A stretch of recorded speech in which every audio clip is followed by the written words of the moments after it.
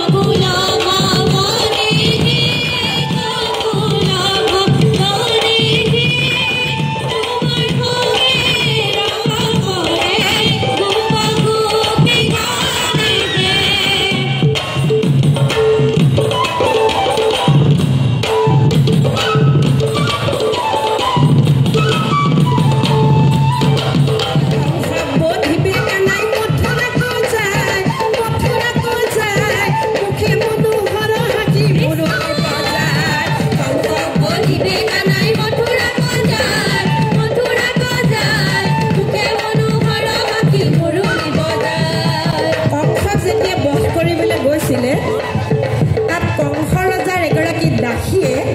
কৃষ্ণক চন্দন পিন্ধাইছিলে। ৰাস ইয়াতে পাতে চাগে হয়নে?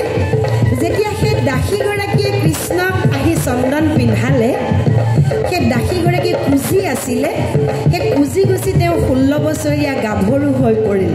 আৰু তেওঁৰ নামটো আছিল হৈৰিন্ধি। তেওঁ ভগৱন্তক স্বামী ৰূপে পাবলৈ ত্ৰেতা যুগৰ পৰা তপস্যা কৰি আছিলে।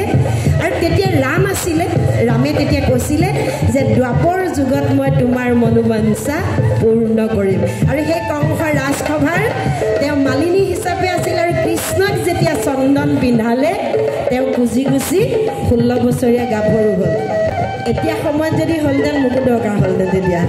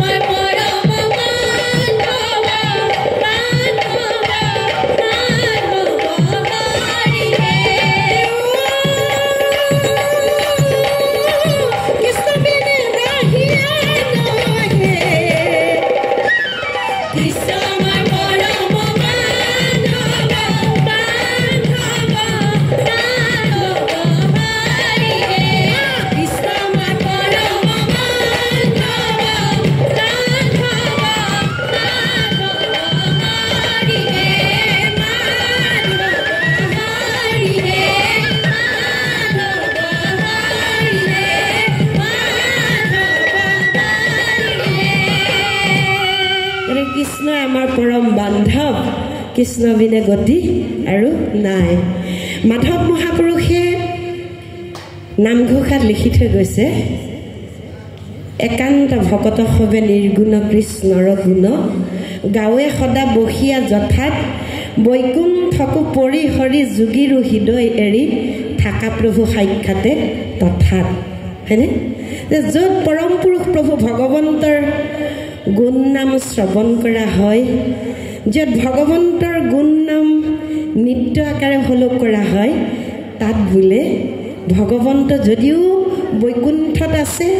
যদিও যোগীৰ হৃদয়তো তেওঁ যদি বাস কৰিবলৈ লৈছে তাৰ পৰা বোলে নামি আহে গতিকে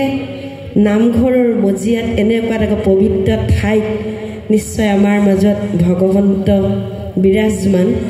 কিন্তু বৰ্তমান সমাজ ব্যৱস্থাত আধ্যাত্মিকতা এৰি আমাৰ মানুহবোৰ কিন্তু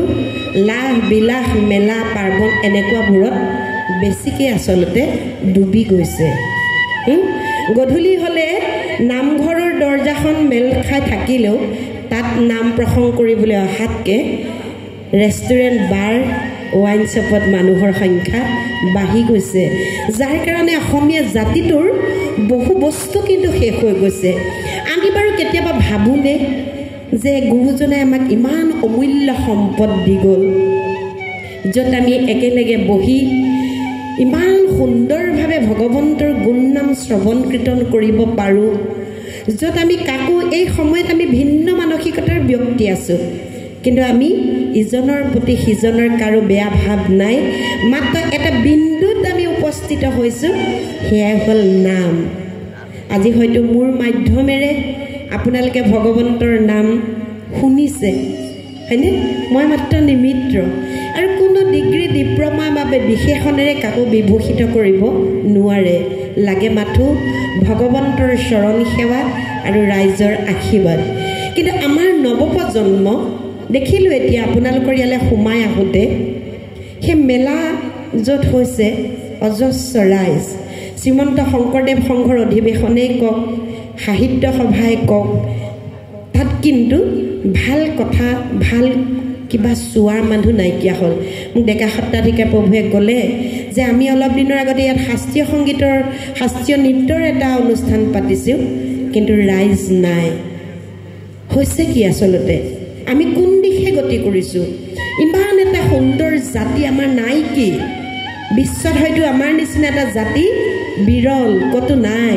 ইমান সুন্দৰ আমাৰ সংস্কৃতি ভঁৰাল আছে তথাপিতো কিন্তু আমি পাহৰি গৈছোঁ হয়নে সময়ো যথেষ্ট হ'ল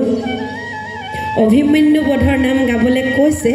মই ভৱিষ্যতে গাম কিন্তু নামৰ যিটো ৰস সেই ৰসটোতে মহিলাসকলক ৰাখোঁ কাৰণ অভিমন্যু বধটো অকণমান বিষাদজনক কিন্তু মই কৃষ্ণ আৰু গোপীসকলৰ মাজৰ যি ৰাসলীলা সেই ৰাসলীলানো প্ৰকৃততে কি খুব সুন্দৰ এটা অনুষ্ঠান দেখিলোঁ কেইগৰাকীমান ছোৱালীয়ে নৃত্য প্ৰদৰ্শন কৰিলে তেওঁলোকৰ যি ভাৱ যি প্ৰকাশভংগী অত্যন্ত আনন্দিত হ'লোঁ আৰু বকুলে বা চমৰীয়াটো অঞ্চললৈ প্ৰথম আহিছোঁ যথেষ্ট সংস্কৃতিবান আৰু প্ৰতিভা সম্পন্ন যুৱক যুৱতী দেখিলোঁ খুব ভাল লাগিছে সন্মুখতে ভাইটিটোক দেখি মোৰ একেবাৰে নাম গাই থাকিবলৈ মন গৈছে মানে নামত বিভুৰ তাৰ চাপৰিত খুব ভাল লাগিছে আৰু এটা কথা মোৰ সন্মুখত যদি কোনো নাথাকে মই অকলে হাঁহি হাঁহি নাম গাই থাকিব পাৰোঁ কাৰণ মই নাম নিজৰ কাৰণে গাওঁ মই নাম গাই মোৰ নিজৰ আত্মা সন্তুষ্টি কৰোঁ মই ভাল পাওঁ নামেই মোৰ জীৱন ইমান কষ্ট এটা মাহ এটা দিনো ঘৰত থকা নাই তথাপিতো নাম গাবলৈ দৌৰি আহিছোঁ ডিঙিয়ে নিদিয়া হৈ গৈছেগৈ